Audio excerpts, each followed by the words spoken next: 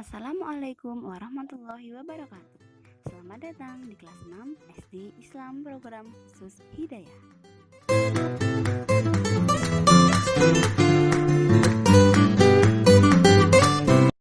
Hari ini kita akan belajar tentang tema 1, selamatkan makhluk hidup, serta tema 1, tumbuhan sahabatku.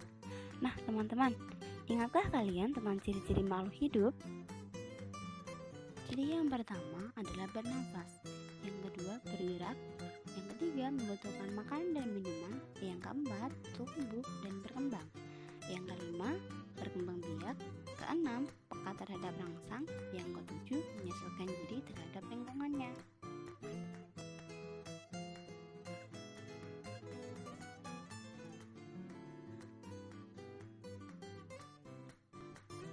Karena mereka adalah makhluk hidup, di mana makhluk hidup memiliki ciri yaitu berkembang biak. Perkembangbiakan makhluk hidup dibagi menjadi dua, yaitu generatif dengan penyerbukan dan vegetatif alami dan vegetatif buatan. Nah, dengan apakah tumbuhan berkembang biak? Jawabannya adalah bunga. Perhatikan bagian-bagian bunga berikut ini.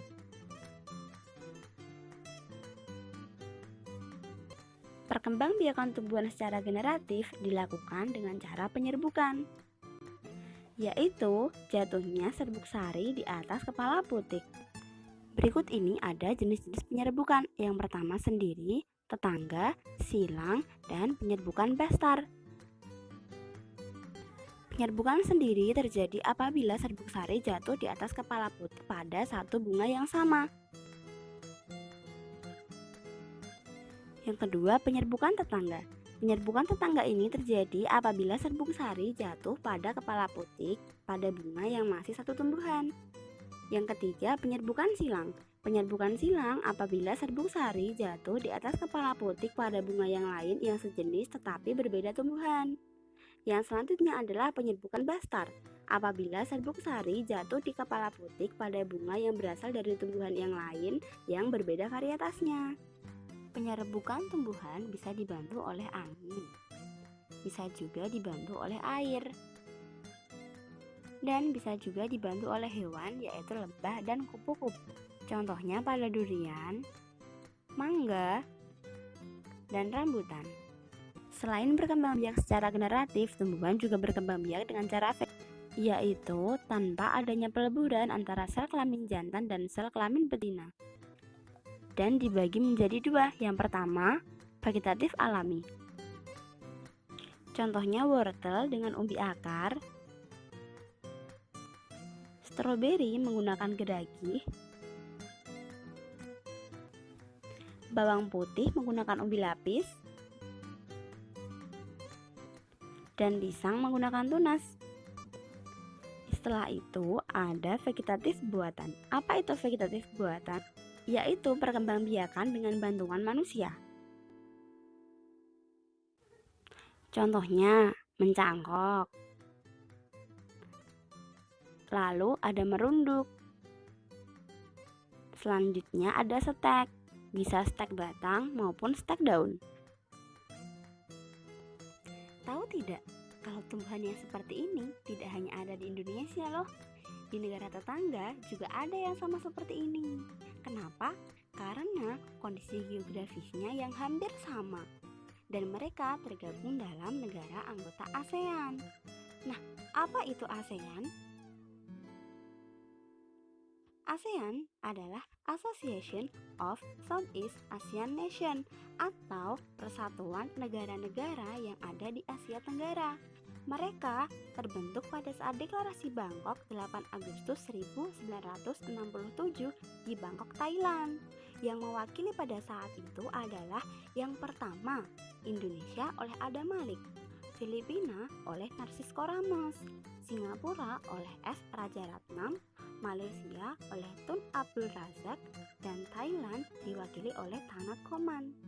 Saat itu hanya ada 5 anggota. Yang sekarang ada 10 anggota. Siapa saja mereka? Yang pertama, Indonesia, Singapura, Malaysia, Thailand, Myanmar, Laos, Kamboja, Brunei Darussalam, Filipina, dan juga Vietnam. Perhatikan ya.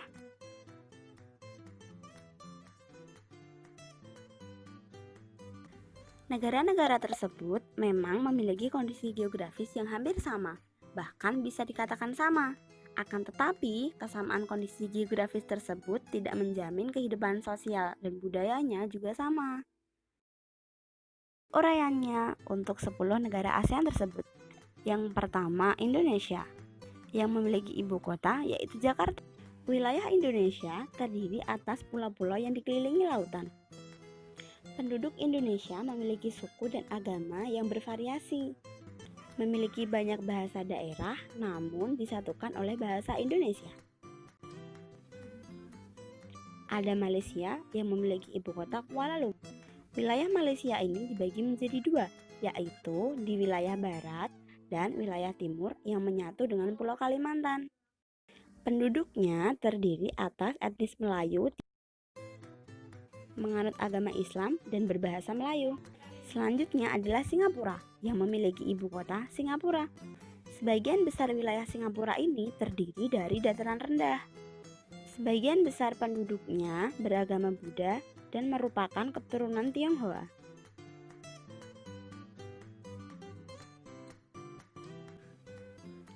Vietnam yang memiliki ibu kota Hanoi. Keadaan alam di Vietnam ini sangat bervariasi. Sebagian besar penduduknya merupakan etnis Kin yang menganut agama Buddha. Selanjutnya adalah Brunei Darussalam yang memiliki ibu kota Bandar Seri Begawan. Brunei Darussalam memiliki dataran rendah dan pantai berawak. Sebagian besar penduduknya beragama Islam. Selanjutnya Laos yang memiliki ibu kota Vientiane. Laos ini tidak memiliki batas wilayah berupa laut karena dikelilingi oleh daratan negara Tiongkok, Thailand, Vietnam, dan Kamboja. Laos memiliki penduduk etnis Lao dan menganut agama Buddha. Kamboja yang memiliki ibu kota Phnom Penh. Sebagian besar wilayah Kamboja merupakan dataran rendah dan dataran tinggi yang bergelombang di bagian timurnya. Sebagian besar penduduknya merupakan suku Khmer. Ada juga bangsa Vietnam dan Tionghoa. Thailand beribu kota Bangkok. Wilayah Thailand juga bervariasi, ada dataran tinggi dan dataran rendah. Dataran rendahnya merupakan dataran rendah yang sangat subur. Memiliki etnis Thai dan beragama Buddha. Myanmar yang memiliki ibu kota Naypyidaw. Wilayahnya terdiri dari dataran rendah hingga pegunungan. Penduduknya terdiri atas etnis Myanmar, Shan, Karen, Rakhine, Tionghoa, India, dan Mon. Mereka menggunakan bahasa Myanmar sebagai bahasa resmi. Ada Filipina yang beribu kota di Manila. Wilayahnya terdiri atas rangkaian pegunungan sirkuit Pasifik. Penduduknya terdiri atas etnis Tagalog, Ilocano, Cebuana, Hiligaynon Ilonggo, Bicol, Waray, dan Bisaya, yang sebagian besarnya beragama Katolik. Nah, bagaimana teman-teman? Setelah mendengar uraian tentang keadaan geografis negara-negara ASEAN tersebut, dapatkah kamu menemukan persamaan dan perbedaannya?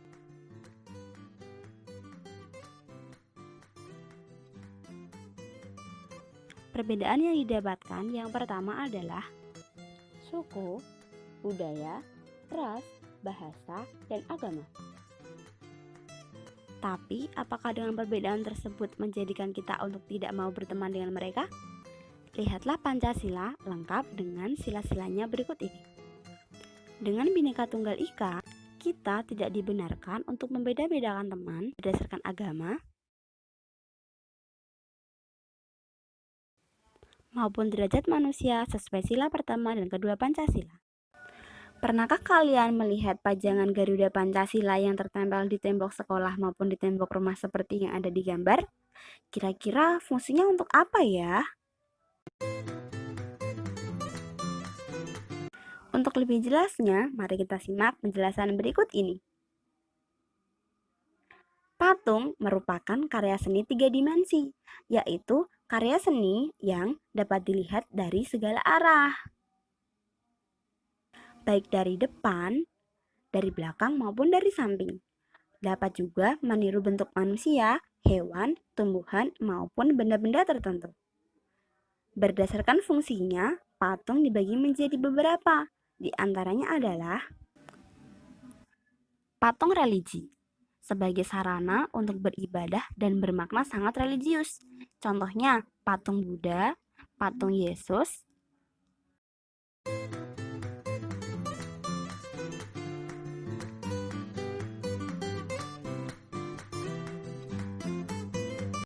Yang kedua adalah patung monumen, yaitu dibuat untuk mengenang jasa para pahlawan atau mengenang peristiwa bersejarah suatu bangsa.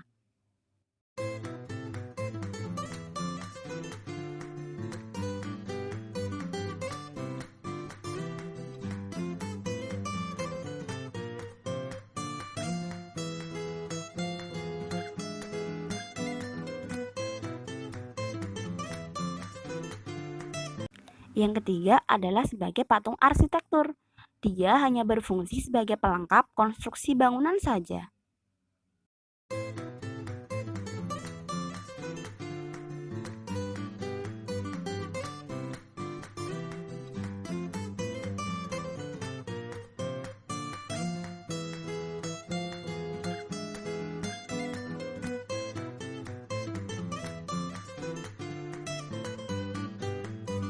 Selanjutnya ada patung dekorasi.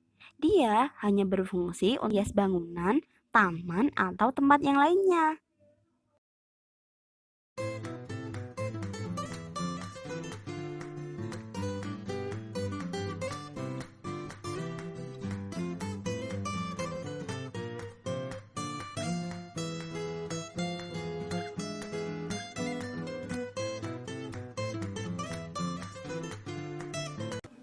Yang terakhir adalah patung seni. Dia hanya dibuat untuk dinikmati keindahan bentuknya saja. Biasanya patung jenis ini yang sangat banyak dikoleksi oleh para pecinta patung.